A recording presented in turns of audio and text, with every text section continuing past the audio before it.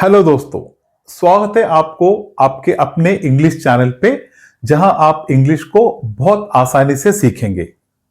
दोस्तों, हर एक भाषा के लिए, चाहे वो इंग्लिश हो, हिंदी हो और कोई भी तरह की भाषा हो, उस सब भाषाओं में ग्रामर उस भाषा को एक स्ट्रक्चर बनाने में हेल्प करता है। अगर आप किसी भी तरह का एक वाक्य बनाते हो, उसको सही तरीके से वाक्य आपको बनाने में ग्रामर ही हेल्प करता है। और बाकी भाषाओं से जब आप तुलना करोगे तो इंग्लिश में ग्रामर बहुत अलग तरीके से उपयोग किया जाता है। तो सबसे ज्यादा प्रॉब्लम इंग्लिश में, जो भी इंग्लिश को सीखने की ट्राई करते हैं, उनको ग्रामर को कनेक्ट करने में थोड़ा मुश्किल होता है। लेकिन और ग्रामर वैसे भी उनको बहुत ऐसा लगता है कि ग्रामर बहुत तकलीफ होती है समझने के लिए, बहुत डिफिकल्ट होती है। ऐसा कुछ भी नहीं है। आप अगर ग्रामर को बेसिक तरीके से, सिंपल तरीके से सीखोगे तो ग्रामर आपके लिए बहुत इजी है।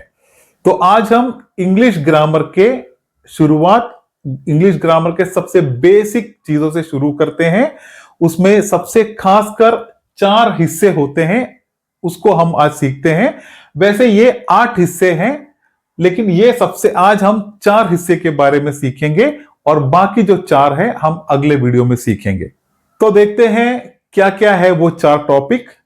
सबसे पहले आता है जिसको हम कहते हैं नाउन, NOUN, नाउन। नाउन का हिंदी मतलब क्या होता है, उसको हम हिंदी में कहते हैं संज्ञा। दोस्तों, हम आगे इसके बारे में एक एक करके और सीखेंगे। जस्ट मैं आपको ये चारों का एक इंट्रोडक्शन देता हूं। उसके बाद अगला आता है, आप सुने होंगे, प्रोनाउन कहते हैं। प्रोनाउन का मतलब है सर्वनाम। तीसरा होता है वर्ब।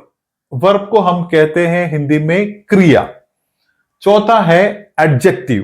एडजेक्टिव का हिंदी मतलब है विशेषण। अभी देखते हैं ये एक एक चीज क्या होती है एग्जाम्पल के साथ। तो सबसे पहले हम देखते हैं कि नाउन क्या होता है, मतलब संज्ञा किस चीज को कहते हैं। तो अब देखिए, नाउन वो शब्द होता है जो किसी व्यक्ति, स्थान, वस्तु या विचार या गुण का नाम बताता है। तो आपको क्लियरली एक आइडिया मिल गया होगा। कोई भी व्यक्ति हो या कोई स्थान हो, वस्तु या कोई विचार या फिर गुण, इसको जिसको भी हम बताते हैं उसको ही नाउन कहते हैं या फिर संज्ञा कहते हैं। एग्जाम्पल के तौर पे देखते हैं। सबसे पहले आता है राम। राम एक व्यक्ति का नाम है, तो ये व्यक्ति का नाम जो राम है, तो राम नाउन हो गया। अगला है दिल्ली। दिल्ली एक स्थान का नाम है, तो दिल्ली को भी हम नाउन कहते हैं। अगला एक एग्जाम्पल है बुक। बुक एक वस्तु है, तो बुक जो शब्द है वो भी नाउन है, संज्ञा है। तो अगला है हॉनेस्टी। हॉनेस्टी एक विचार या गुण होता है। तो इसी तरह आप समझ लीजिए, नाउन जो होता है वो इस तरह के शब्द होते हैं जो व्यक्ति, स्थान, वस्तु, विचार या गुण, इस जिसको भी हम कहते हैं वो शब्द को हम नाउन कहते हैं। अगला है प्रोनाउन, जिसको हम हिंदी में सर्वनाम कहते हैं। तो क्या होता है प्रोनाउन? प्रोनाउन नाउन के जगह पे इस्तेमाल करने वाले शब्द को हम प्रोनाउन कहते हैं, ताकि बार बार नाउन को दोहराने की जरूरत नहीं पड़े।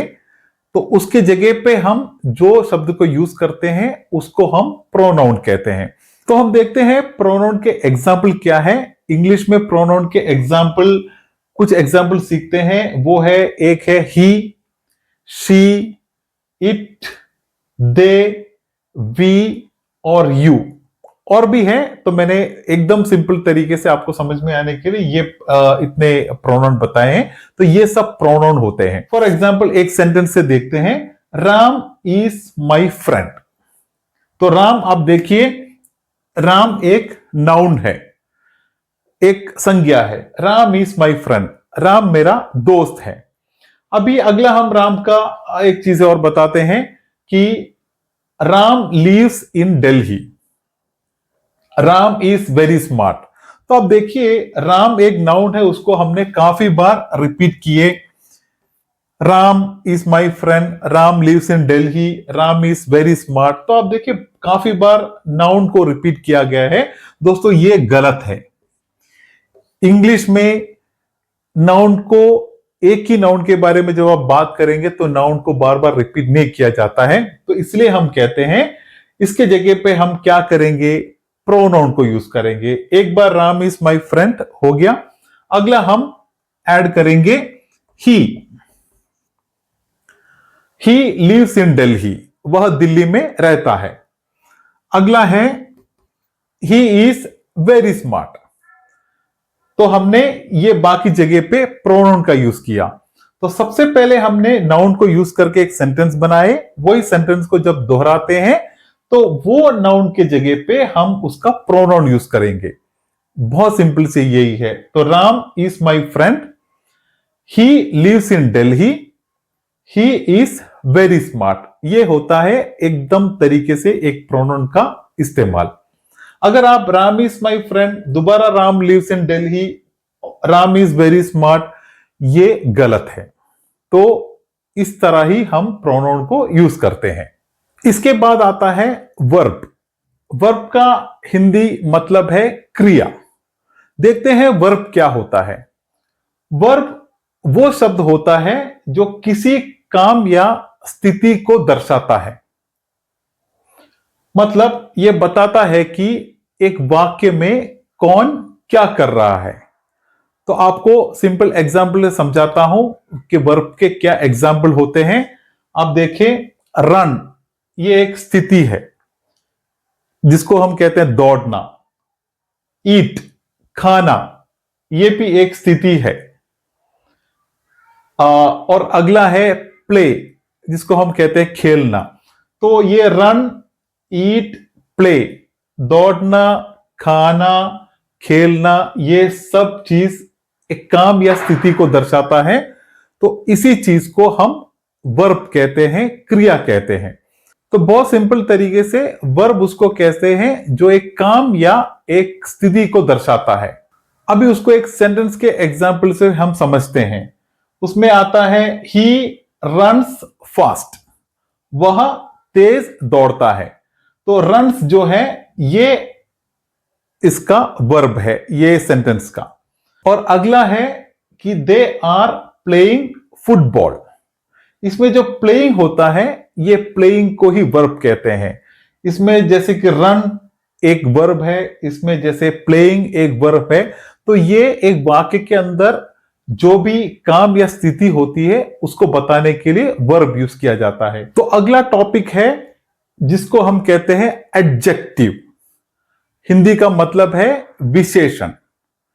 तो क्या होता है विशेषण या क्या होता है एडजेक्टिव? दोस्तों बहुत सिंपल है। नाउन या प्रोनाउन की विशेषता को यह शब्द बताता है। जैसे कि हमने नाउन और प्रोनाउन सीखे थे, उस नाउन या प्रोनाउन में जो भी विशेषता है वो विशेषता को बताने के लिए एडजेक्टिव या फिर विशेषण का यूज किया जाता है। तो बहुत सिंपल से हम देखते हैं एग्जाम्पल के साथ। उसमें एडजेक्टिव का एग्जाम्पल है, फॉर एग्जाम्पल ब्यूटीफुल, सुंदर, वो एक एडजेक्टिव है। अगला है टॉल, लंबा, ये भी एक एडजेक्टिव है। अगला आप देखें बिग, बड़ा, बड़ा एक एडजेक्टिव होता है। तो इस तरह जो भी संज्ञा और सर्वनाम के जो भी विशेषण होते हैं उसको ही बताने के लिए एडजेक्टिव यूज किया जाता है। चलो हम इसको एक सेंटेंस के लेवल पे समझते हैं। For example, this car is beautiful, ये कार सुंदर है। तो कार क्या हो गया? कार एक नाउन हो गया। ये नाउन को हमने, ये नाउन के विशेषता को बताने के लिए हम यूज करते हैं एडजेक्टिव। तो ब्यूटीफुल जो है ये एक एडजेक्टिव है, विशेषण है। तो दिस कार इज ब्यूटीफुल। अभी अगला है the room is big. Room एक नाउन हो गया। ये नाउन का विशेषण शब्द है बिग। बहुत इजी से समझ में आ गया आपको, बहुत सिंपल है। तो इसी को ही विशेषण कहते हैं। तो दोस्तों यही था आज के 4 इंपॉर्टेंट टॉपिक जिसका इंग्लिश के बेसिक ग्रामर के साथ एकदम रिलेटेड है। तो इंग्लिश के ग्रामर के बेसिक इसी लेवल से ही शुरू होते हैं। तो आज हमने 4 इंपॉर्टेंट टॉपिक सीखे। इसके बाद और एक 4 टॉपिक इसी लेवल के आते हैं, उसको हम अगले वीडियो में इसी तरह एग्जाम्पल के साथ सीखेंगे। तो दोस्तों जिसी दिन आप ये वीडियो देखते हो उसी दिन एक 5 मिनट आप इसके लिए दे और हर वीडियो में जो भी बताए गए हैं उसको एक 5 मिनट आप आपके घर पे आप आपके एक आईने के सामने या एक फोन रिकॉर्डिंग में आप, नहीं तो आप वैसे ही इसको थोड़ा प्रैक्टिस कर ले, आपको बहुत इजी से हर चीजें समझ में आ जाएगी। वीडियो अगर आपको अच्छी लगी हो तो वीडियो को एक लाइक कर दे, चैनल को सब्सक्राइब कर दे। तो मिलते हैं एक बढ़िया इंग्लिश के टॉपिक के साथ। तब तक के लिए इंग्लिश सीखते रहे और कॉन्फिडेंट रहे।